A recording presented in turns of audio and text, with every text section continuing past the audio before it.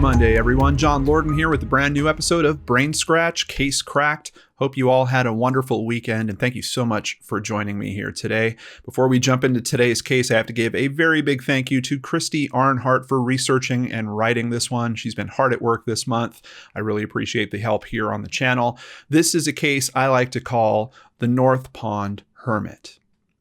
North Pond is a part of a series of lakes in Belgrade, Maine that flow together until they empty into the Kennebec River at Waterville. North Pond, the shallowest in the chain, has been an important resort area for many years that offers a variety of outdoor lake sports as well as campgrounds and even summer camps. Along North Pond, residents in the local community have been reporting odd burglaries for 27 years. Bottles of propane would go missing, along with other small essentials that would leave people wondering if the items had been misplaced or maybe if it was just their imagination. As the years went by, people began noticing other things. Wood shavings near window locks, scratches on door frames. Some would even find handprints on their beds where someone had climbed through their bedroom windows. Was it a neighbor? A gang of teenagers? The robberies would continue. Boat batteries, frying pans, winter jackets. Soon, fear began to take hold. "We always felt like someone was watching us," one resident said. Even though the police were called repeatedly, they were unable to help. Locks were changed and alarm systems were installed, but nothing seemed to stop the thief. A few desperate residents even left notes on their doors. "Please don't break in. Tell me what you need and I'll leave it out for you." There was never any reply. Incidents mounted, and eventually, urban legends began to develop. Was this Bigfoot, or simply a man, maybe a hermit living in the wilderness nearby? Some residents even named him the North Pond Hermit. Personal possessions or cash were never taken, only food, clothes, and items that would help sustain someone. But some residents had trouble believing in the North Pond Hermit. After all, what man could survive in the woods through the freezing cold of a New England winter? Residents felt unsafe and went to great lengths to try to catch a glimpse of the culprit. "He stole every bit of my piece of heaven," one resident said. Footprints would be found in the snow during long winters, but oddly, any found on the roads that traveled outside of town would run one direction on one side of the road and the opposite on the other, effectively masking which direction the person was actually traveling in. On April 4th, 2013, at a nearby summer camp called Pine Tree, Sergeant Terry Hughes had recently installed a military-grade motion detector behind the ice machine in the kitchen. The device triggered a silent alert at his home just a mile away if it was tripped. Sergeant Hughes had become obsessed with capturing the North Pond Hermit, and one day, just after midnight, that alarm went off, and he got his chance. After racing to the camp, Sergeant Hughes was surprised to see, through a back window in the rear of the dining hall, a man in his 40s with a clean-shaven face, pale skin, and chunky, outdated plastic-framed glasses. But he also wore a nice Columbia jacket, new Lands' End blue jeans, and sturdy boots. Was this really the North Pond Hermit? A man who had lived in solitude and tormented the surrounding community for decades? As the burglar tried to sneak out with the food he had taken from the dining hall, Sergeant Hughes used his flashlight to blind the man while at the same time raising his gun. "Get on the ground," he yelled.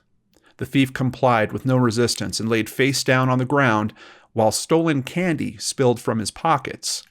Maine State Police arrived. The man was handcuffed, placed in a plastic chair, and asked his name. He refused to answer. The officers searched him but couldn't find any identification. It was time to try a different tactic. After removing his handcuffs and offering him a bottle of water, their suspect began to open up. When asked why he wouldn't answer any of the questions, the man replied that he was ashamed to answer questions about himself. Over the next few hours, he would start to talk more and more, initially in broken speech, as if he hadn't spoke to another person in quite some time. He revealed who he was. His name was Christopher Thomas Knight, Born on December 7th, 1965, Knight had been living in the woods around North Pond for 27 years. In the summer of 1986, while returning home from a road trip, Christopher had impulsively drove past his house without stopping and continued north until he reached a forest trail where he abandoned his car, stepped out into the wilderness, and disappeared. Before that impulse that took him off into the wilderness, Chris had never even spent one night in a tent. He was raised in the community of Albion, a 45-minute drive east of North Pond. He had 4 older brothers and 1 younger sister. His father worked in a creamery, and his mother lived in a modest 2-story colonial on a wooded 50-acre plot. The family, he said, was extremely private and did not speak to many people. Investigators eventually located his mother, who still lived in the same house, even though his father had passed away back in 2001. They were told by her next-door neighbor that in 14 years of living next to her, he hadn't exchanged more than a word or two with Christopher's mother. Culturally, my family is old Yankee, Christopher said. We're not emotionally bleeding all over each other. We're not touchy-feely. Stoicism is expected. Christopher insisted that he had a fine childhood. No complaints, he said. I had good parents. He shared vivid stories of moose hunting with his father. A couple of hunting trips, I slept in the back of the pickup, but never alone and never in a tent. After he disappeared, his family didn't report him missing to police, though they may have hired a private detective. However, no one ever uncovered a single clue of his whereabouts. I had no plans. I had no map. I didn't know where I was going. I just walked away. I had a backpack and minimal stuff, Christopher said. As he hiked through the Maine wilderness, he said he lost track of where he was and didn't care. Solitude did increase my perception, but here's the tricky thing. When I applied my increased perception to myself, I lost my identity. With no audience, no one to perform for, I was just there. There was no need to define myself. I became irrelevant. The moon was the minute hand, the seasons the hour hand. I didn't even have a name. I never felt lonely. To put it romantically, I was completely free. During cold winters, Christopher was afraid to light fires for fear of being discovered and would awaken in the coldest part of the night and pace around his camp to keep warm. Even though the summers are quite temperate, the temperature in winter can dip as low as minus 25 degrees Fahrenheit or negative 32 degrees Celsius. About his campsite, Knight is quoted as saying, "I found a place where I was content. I expected to die out there. What I miss most is somewhere between quiet and solitude. What I miss most is stillness." In the woods, he said he found a place where he was more content than any other place. Christopher admitted feeling guilty about the burglaries, but said he was forced to steal to survive. It was usually 1 or 2 a.m. I'd go in, hit the cabinets, the refrigerator, in and out. My heart rate was soaring. It was not a comfortable act. I took no pleasure in it, none at all, and I wanted it over as quickly as possible. After his arrest, Christopher would receive nearly 500 calls from journalists from all over the world, including offers for him to appear on some of the most watched television programs on television. He even received a marriage proposal while he was in jail. Counsel for Christopher would say that he felt bad about what he did. To some, Knight was something of a folk hero, admired for his ingenuity and survival skills by living in the woods for decades. While in jail, Christopher was tested by the court and found that he might have Asperger's syndrome, which is characterized by significant difficulties in social interaction and nonverbal communication, along with restricted and repetitive patterns of behavior and interests. In September of 2013, he was accepted into the co-occurring disorders court, where he would live and work in the community while reporting weekly to a judge. The court is designed to help those with substance abuse and mental health problems. On October 8, 2013, Christopher pleaded guilty to burglaries and thefts in connection with the camp break-ins and was sentenced to 7 months in jail, most of which he had already served while awaiting sentencing, as well as paying $2,000 in restitution to his victims while he served 3 years of additional probation. "I don't know your world," he said. "Only my world, and memories of the world before I went into the woods. What life is today, what is proper, I have to figure out how to live." Despite the physical hardships of living outdoors, Christopher said being locked up in the county jail was mentally tougher. "I suspect," he wrote in a letter, "more damage has been done to my sanity in jail in months than years, decades in the woods." Many of the officers described Christopher as a careful conversationalist with no interest in unnecessary small talk. Christopher told them that he would often read in the woods and remembered passages from books he read in high school. They described him as one of the most poetic and well-spoken people they had ever encountered. Christopher also told investigators that he wished to return to the woods, but he knew that he wouldn't be able to because of the terms of his release. "Sitting here in jail, I don't like what I see in the society I'm about to enter," he said. "I don't think I'm going to fit in. It's too loud, too colorful, the lack of aesthetics, the crudeness, the inanities, the trivia." On March 23rd of 2015, the man formerly known as the North Pond Hermit graduated from the co-occurring disorders court.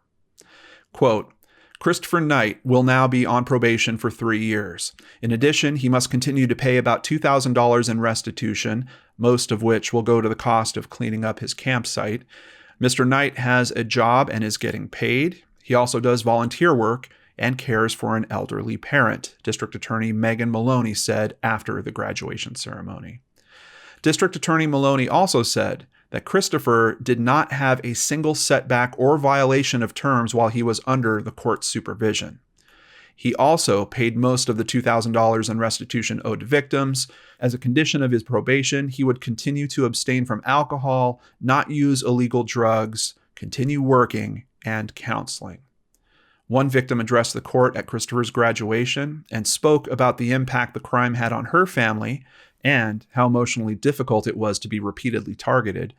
Maloney also said that last summer, Christopher took part in a restorative justice program in which he met with about a dozen victims to learn how his crimes had affected them over the years.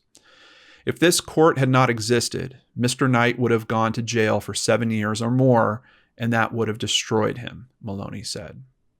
Case cracked. I'm really just blown away by this program, by the fact that it was recognized that he might be dealing with a disorder, and the way that they have worked with him to try to give him a shot at society. And you can see he's pretty scared at having to do that, and knowing that there's resources that are helping him. He has to be going in for counseling regularly.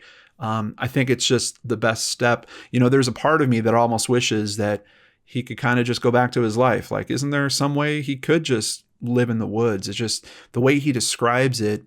It really seems like it transcended what most of us consider personality and things that are important to us.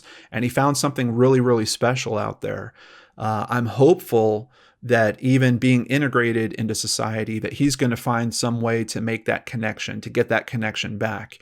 If it's simply hikes or long walks or possibly camping, I don't know. I'm kind of worried that might trigger him back to previous behaviors, but I do hope that he finds that connectivity that he was able to find with nature before. I think it's so important that all of us find that special thing that connects us. For me, it's here sharing time with you guys, but really good story. Once again, thank you so much, Christy. Before we end today's episode, I have to thank a few people. First of all, Jennifer on Patreon increased her pledge. Thank you so much, Jennifer. I really appreciate that. And I had a PayPal donation come in from the Czech Republic, Lucas Kreis. Hope I'm saying your name right, Lucas. Thank you so much. Really appreciate the support. Take care, everybody. I'll see you back here on Wednesday with a brand new episode of Searchlight on the Lord and Arts channel.